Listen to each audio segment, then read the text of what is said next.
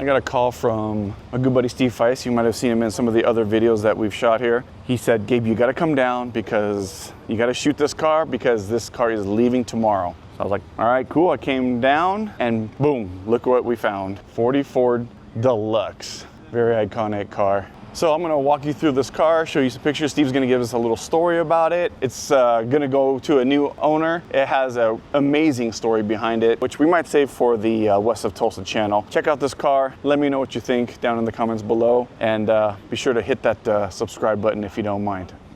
Green Kool-Aid.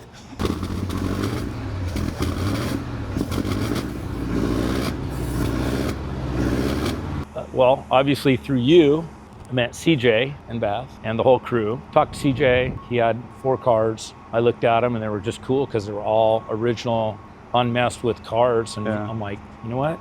These are cool cars. And I'm not a Ford guy, but I'm like, you know, everybody likes a 40 Ford. And so I seen him, I said, put me on the list if you want to sell them. He says, actually, we do want to sell them. So put a deal together. Cool factor car. I mean, it's an original owner car, 0 rust. It's as honest as it can be other than it has been painted one time from green to black. So technically, you're the second owner, technically. Yeah, technically. Because the original owner was Richard Keller, which CJ is related to through Beth, right? That's part of the story too, is what I should have started really off with, is through you guys and getting to know the whole story. That made the car more likable and appeasing to me, because not only was an original owner, but I kind of bought it from, but I got the whole story with it. You know, Richard had a lot of cars when he passed, but that car was his #1 connection. Whenever people came through West of Tulsa, the museum, he always stopped and told the story about the 40 Ford Opera Coupe and his connection to it. He was a bomber pilot in World War II. This is actually his hat that I'm wearing right here. But he was a bomber pilot in World War II. He sat in that car, and by the end of that day, he sat in that car all day long with a buddy,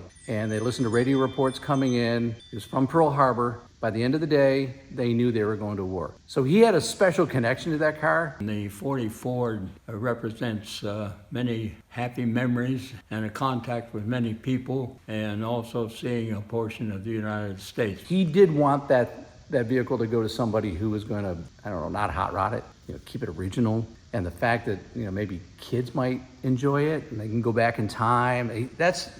He'd be living the dream if he knew that's what was going on with the car. Yeah, so that's what's cool about this car. It was really the story that really drew you to the car, right? 100%. Yeah. I mean, that, and just I'm a sucker for an original car that's not all just been messed with and stuff. So give me the run through on what you did with the cars. I just started looking at it, figured out what it needed, what it didn't, and I knew what I could do with paint correction and buffing and cleaning and just putting my spin on it. I wasn't even planning on doing it, but another gentleman, friend of mine, came by, we were talking, he wanted to put his hand in the ring and take a stab at it. So I sold it to him and I said, I can do this and this and this, but it's obviously, it's gonna take some time. So it's been in the shop for a couple months. It's outstayed its welcome, to say the very least. But getting to your point, just a lot of cleaning, just more cleaning than I've ever done on any cars. And I mean, my friend Josh and Daniel and myself, we scraped the bottom of the car because it had so much stuff. It's from Oklahoma, had a lot of dirt and a lot of grease on the bottom, but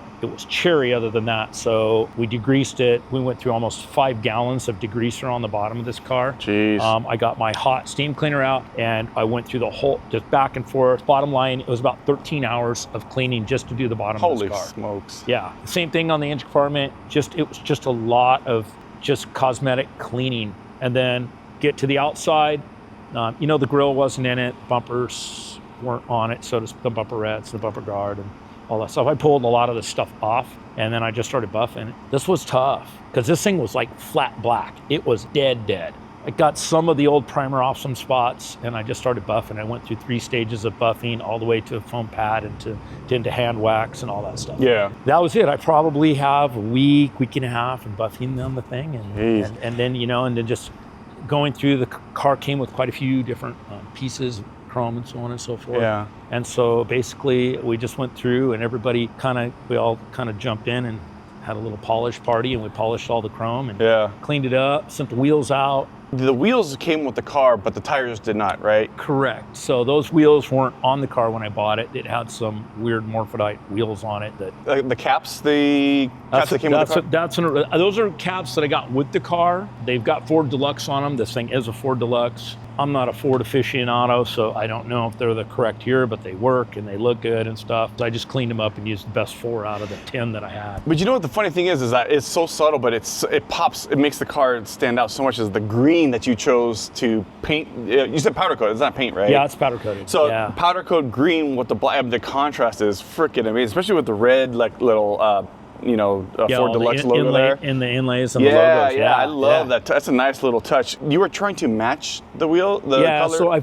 So being the original wheels, somebody had painted those black too, so I tried to get the paint off of them and get it down to the original paint that was on the wheels, which was green because the car was originally green. I thought, man, if I could do that, it's gonna look super cool. Yeah. And then in the cleaning process, half the green came off and I'm done. So I took one of the other wheels that I hadn't touched, took the powder coater shop, and I says, just do them up. This green's gonna go, it's gonna smoke.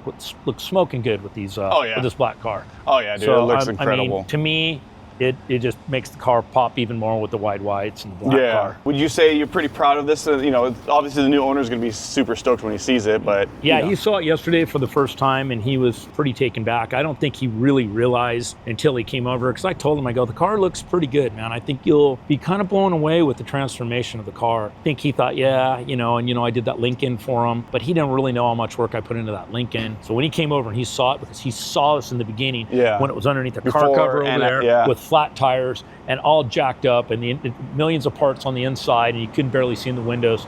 So when he got here yesterday, he walked around it probably 5 times just going, holy shit, really? Yeah. So that was cool. That's kind of, obviously when you work on these things, that's the reaction you want. Yeah, for sure. I talked to CJ today and I says, man, you gotta get down here tomorrow, because of all people that really need to see this car, it's CJ and Beth. Yeah.